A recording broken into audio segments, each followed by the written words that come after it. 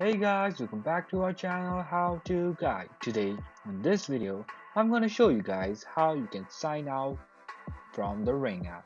So let's just get started. So firstly you'll be in this particular platform, which is the dashboard of this particular app, which is the Ring app. So what you need to do is, on your top left corner you'll find that three lines. Just go over there and then you'll find a number of options which says dashboard, devices, set up a device, and many more. So we don't need those, but what we need is just go to this account option and there you'll find account settings. Just go over there like this. Then over here just leave all those up parts, just go all the way down. There you'll find the option which says sign out. So just press over there and it will confirm you saying you need to sign in again to use the app.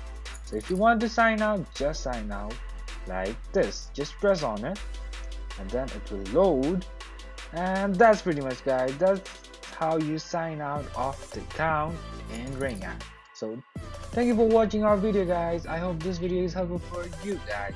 So if you like our video, please leave a like and do not forget to subscribe our channel. And also hit the bell icon so you never miss an update from us. If you have any query, just comment down below guys.